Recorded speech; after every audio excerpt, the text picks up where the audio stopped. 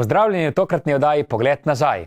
Ko sta leta 1997 Ingrid in Vasja Kodarin stala pred porušenim starim mlinom sredi doline reke Dragonje, si niti v sanjah nista mislila, v kaj ga bosta spremenila. Danes je Kodarinov Malen priljubljena točka za mnoge turiste, za ljubitelje kulinarike, za organizacijo poroke ali pa zgolj za postanek med sprehodom v naravo. Prisluhnimo zgodbi enega najlepših mlinov pri nas.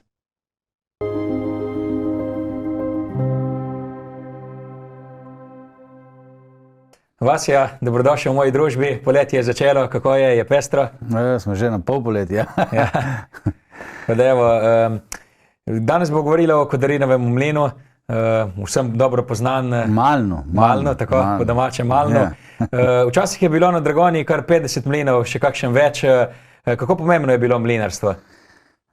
Mislim, da je bila to ena panoga, ki je bila življenjsko pomembna, najbolj življenjsko pomembna. Brez kruha verjetno se težko preživi, tako da to je bilo, sigurno je bilo ena najpoglavitnejših dejavnosti. Kakšni so recimo vaši prvi spomini na to dejavnost? Veliko ste se verjetno potikali po teh poteh, kjer so danes, oziroma kjer so bili nekoč mlini. Ja, malo smo na začetku raziskovali, spraševali, hodili okoli še tam, ko so delujoči mlini, da smo sploh spoznali, kako kaj to deluje, in se sproti tudi učili, ker nismo bili od tega foha, tako da smo mogli se precej naučiti. Ste se vi oziroma vaša družina, predniki, kdaj ukvarjali z mlinarstvom? Ne, nikoli se nismo ukvarjali z mlinarstvom, bili smo kmeti, pšenico predelovali, žitarice, koruzo, mleli pa niso. Kaj ste sicer vi še počeli, poleg tega, kar danes počnete? Danes vemo, da ste... Dosti smo počeli, tako da ne bi niti razglabljal temu, kaj smo se dali skozi življenje. Tako, ja. Kakšna pa je zgodovina Kodarinovega Malna? Kdaj je bil zgrajen, kdo so bili lastniki, kako se je to spreminjalo? Začetki v historičnem izpisku se vidi, da je nekje mlin bil prvič zabeležen nekje 1800 pa nekaj. Verjetno je bil tudi prej, že kakšne zasnove so bili, ker se vidi, pri sami obnovi se je videlo, da je mlin bil povečan, prezidavano je bilo, tako da verjetno je bilo že prej kaj. Drugače pa se srečujemo z mlini v Dragonji že pod rimsko dobo, tako da je težko ugotoviti, koliko je staro.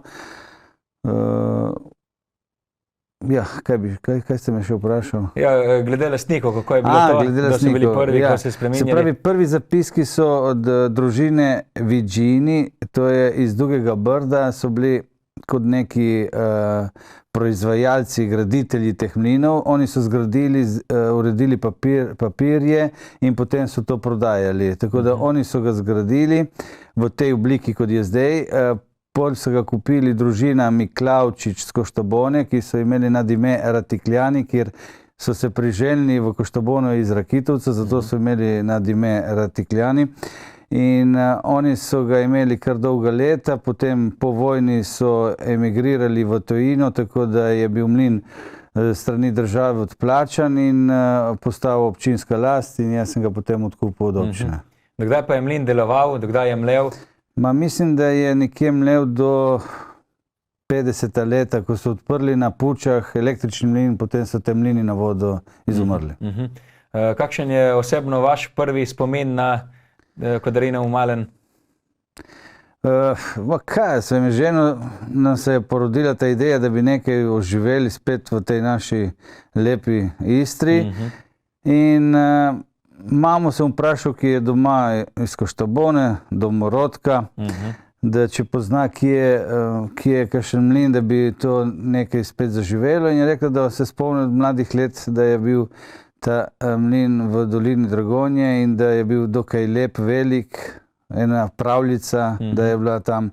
In potem me je nekako spodbudilo k temu, da sem potem začel rihtati te stvari, idejni projekt in vse, kar je pripadalo zraven, da je sploh šlo, da sem lahko odkupil od Mestne občine Koper. V kakšnem stanju je bil, ko ste ga odkrila ženo? V slabem stanju. Vse je bilo zarašeno, brez strehe, v notranjosti so rasla drevesa, 60 let ni bilo nobenega zraven. Čakalo vas je veliko dela. Kakšen je bil prvi načrt, prva ideja, prvi pomislek, da bi tam lahko zgradili? Prvi pomislek je bil, da vse skupaj očistimo, da sploh vidimo, kaj je. In največ nas je žulilo to, ker je se zelo blizu približala reka. Pač je reka leta, ne vem katerega leta, je bilo tam okoli leta 1960, je bila ena velika povodenj in je preusmerila strugo. Prej je struga bila od mlina proč 100 metrov in potem se je približala, tako da je bil že čisto, mogoče je še 3 metre manjkalo, da bi ga začela nažirati voda. Ne? Tako da to je bil največji pomislek, da treba čim prej narediti. Ste pa imeli tudi sami nekaj težav potem s poplavo? Ja, leta 2010 je bila ta velika poplava. Nam je spodnji del mlina zalilo, tako da lik smo začeli nekaj več delati, smo mogli potem od septembra do decembra vse sanirati, popraviti. Ma kaj smo, se zavedamo tega, da smo v dolini, da smo v mlinu in so vedno vsi mlini podvrženi povodnih, tako da vsakih 50-100 let tudi to se doleti. Na kakšen način ste se zdaj varujete pred poplavami, imate kakšne preventivne ukrepe? Jaz se moram zahvaliti Direkcije za vode, ker so nam prisluhnili in so povrnili reko nazaj v prvotno stanje, se pravi nazaj v svoj kataster, tam, kamor je ona narisana. Mislim, da je zdaj že 3 leta od tega, odkar so to počeli, tako da so naredili 800 metrov nove struge reke in jo preusmerili nazaj v staro strugo, tako da sigurno je to precej rešeno, ampak nikoli se ne ve, ko so stoletne vode, je vprašljivo, kako pač. Tako da je pa lažje spimo zdaj. Sta pa oba z ženo imela isto idejo, podobno, da bi obudili mlin, ali to bila vaša osebna želja? Ma ne, oba z ženo sva imela in imava še vedno iste ideje, se podpirava in oba sva si želela nekaj takega narediti.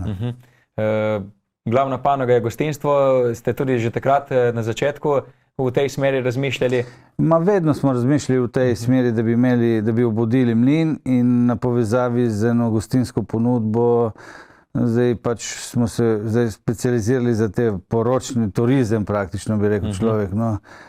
Je obdobje, v katerem naraščajo te poroke in ljudje si želijo v naravi, na prostem in zaenkrat je to nam uspeva. Evo, do ponudbe še prideva. Zdaj pa me zanima, kaj se je zgodilo z ostalimi mlini po Dragonji? Večina jih je propadlih. Eden je obnovljen strani kulturne dediščine pod Trsekom, Mazorinov mlin. Potem je mlin na Škarlinah, ki je bil, se mu reklo, Škarlinčanov mlin, to je od Glavina, iz Koštabone.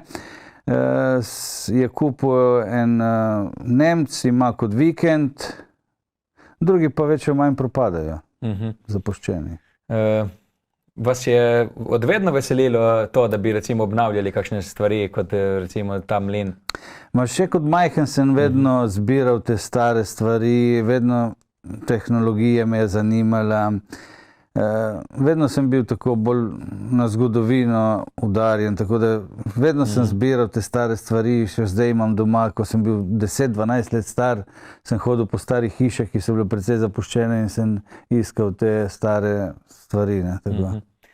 Dobili ste mlin potem na dražbi, če sem prav prebral, je bilo kaj konkurence, kako je bilo s tem? Ja, na dražbi so bili še 3 ponudniki, s tem, da je eden takoj odpadel, ker ni izkazoval državljanstva, drugi pa nam je res dvignil 3-4krat ceno, ki je bila izklicna, tako da je bilo malo hudo, no, smo preboleli tudi to. Kako je bilo s papiri potem?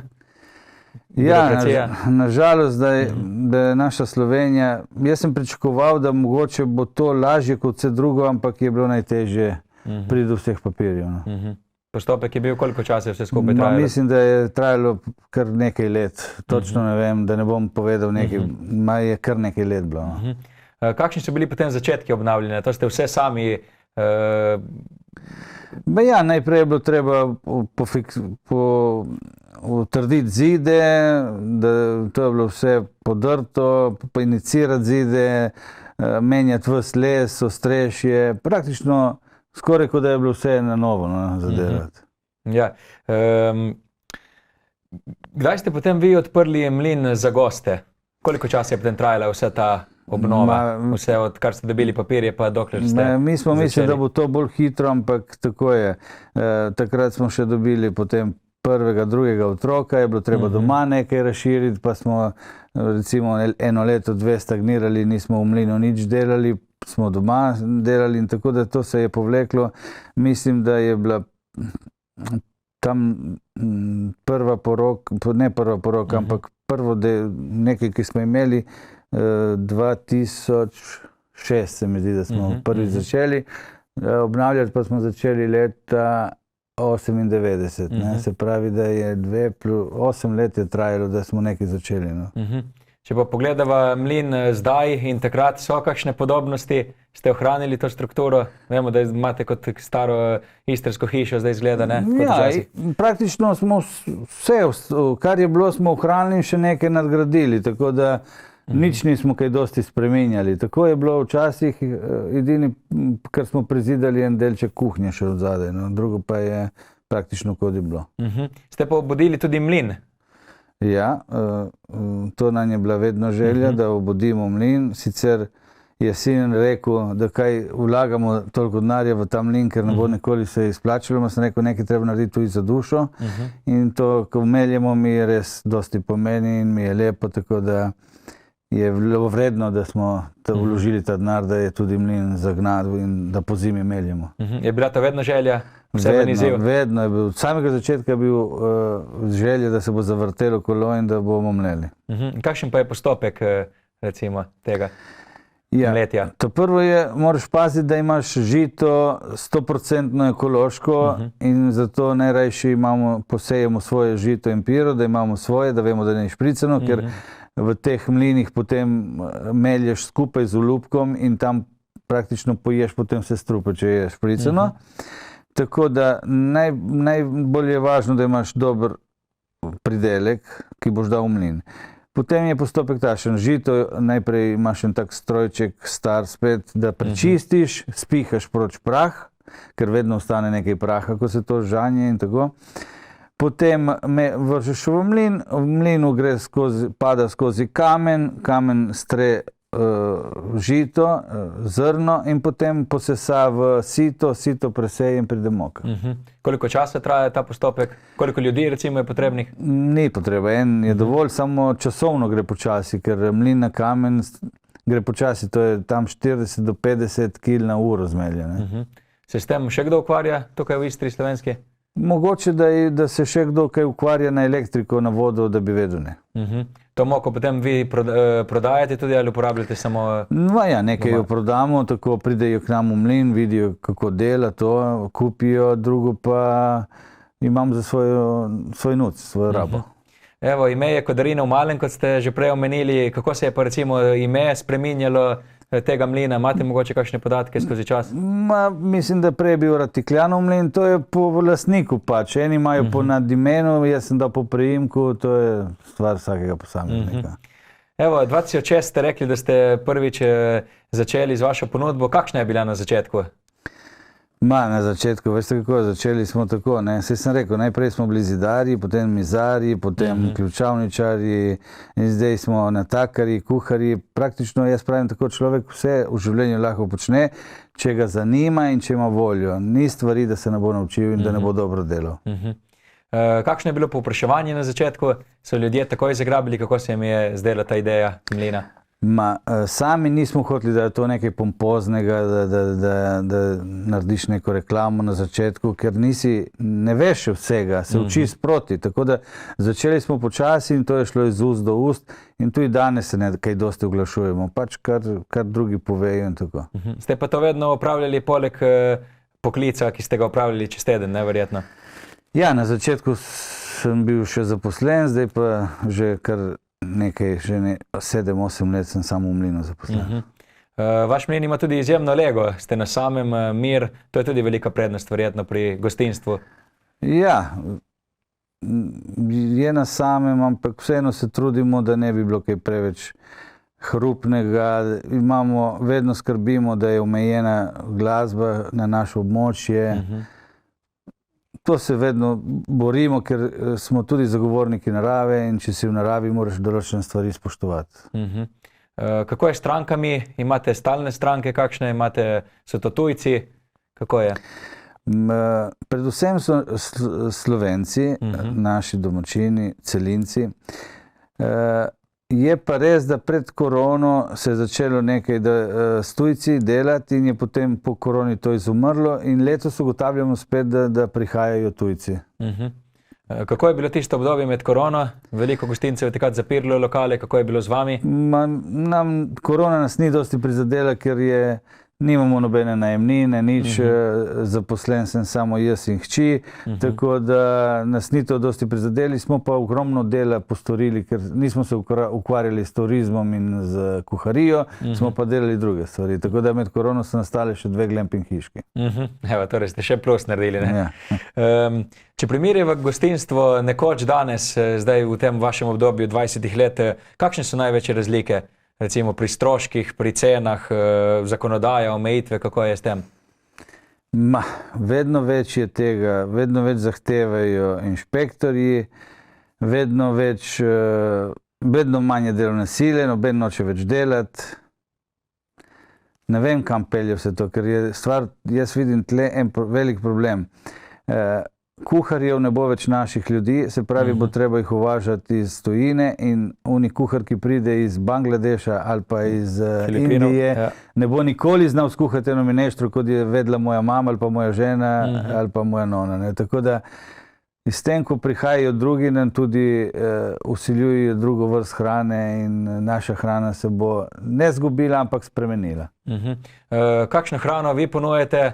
Imate doma pridelano tudi vino, kako je z vinom, imate svoje vino? Ja, vino imamo svoje, oljčno olje imamo svoje, drugače pa se trudimo, da čim več je naše hrane tle istrske.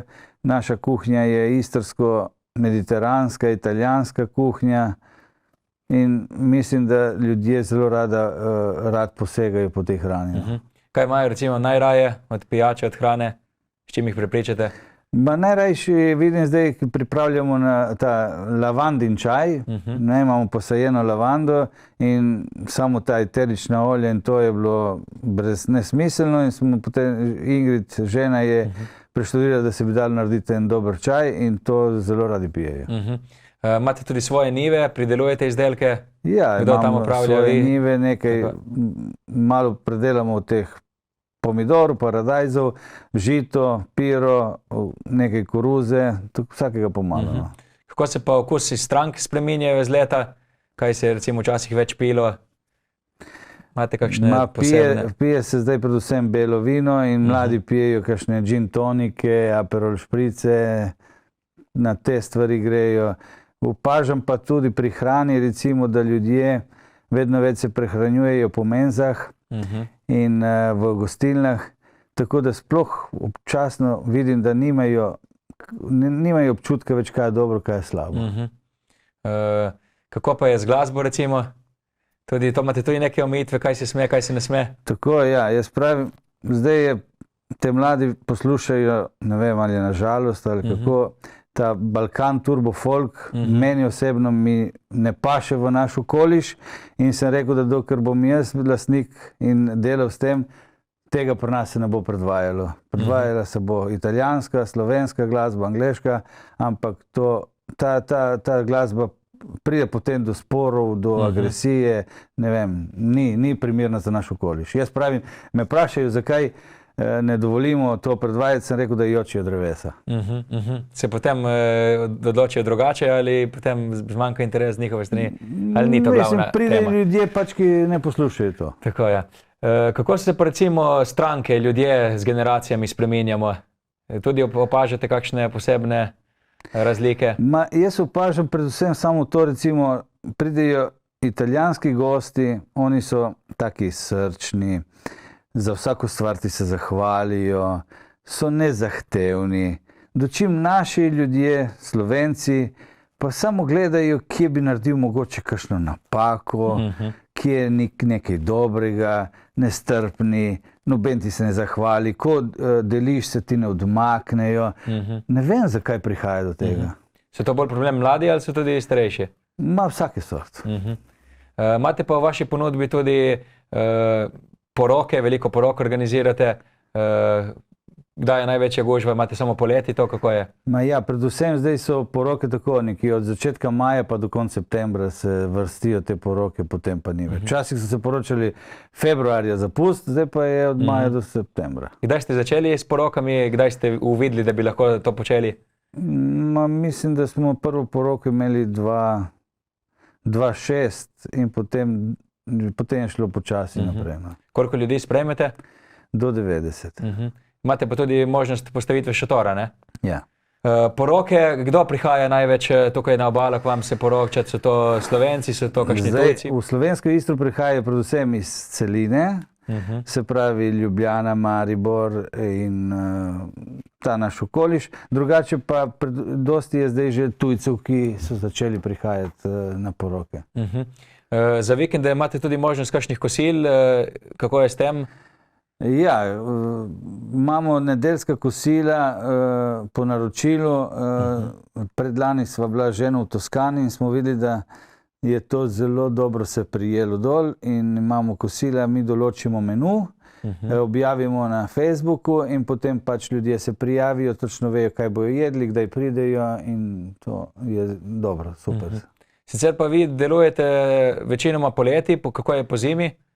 Imate tudi kakšne vikende? Imamo, tudi po zimi imamo nedeljska kosila, jih razpišemo, tako da stalno obratujemo, pač ni, da ne bi obratovali.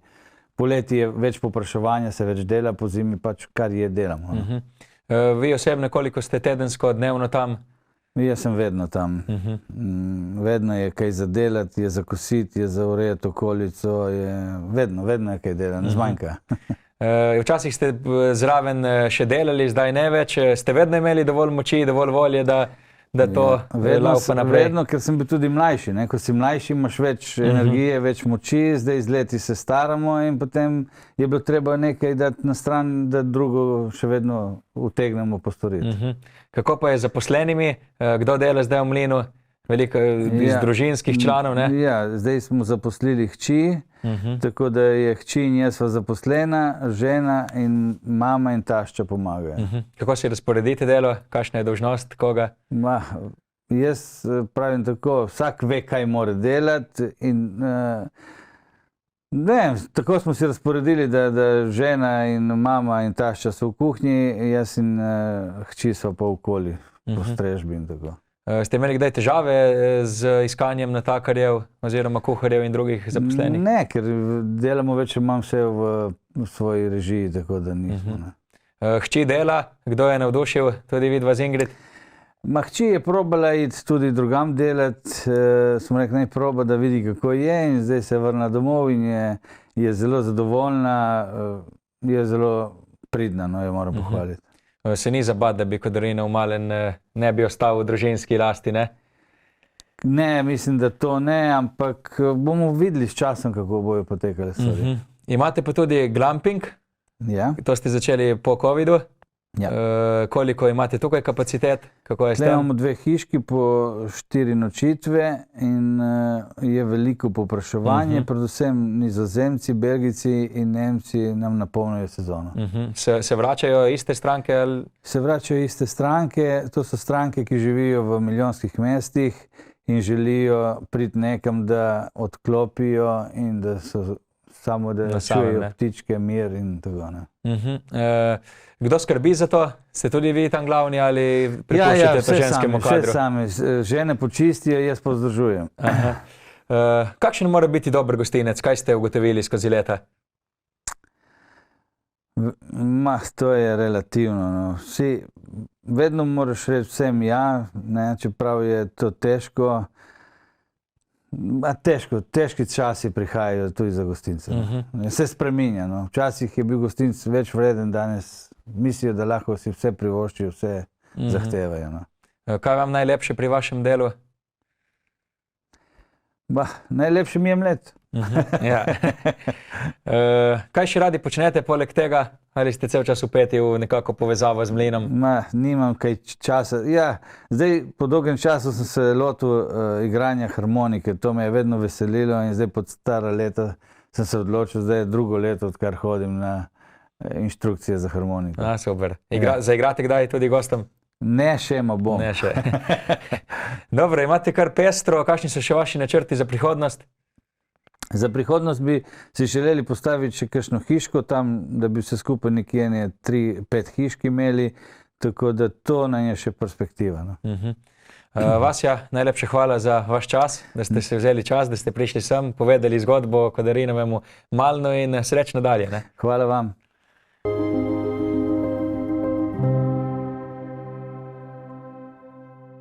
To je bilo za danes vse. Najlepša hvala za pozornost in lep pozdrav do prihodnjič.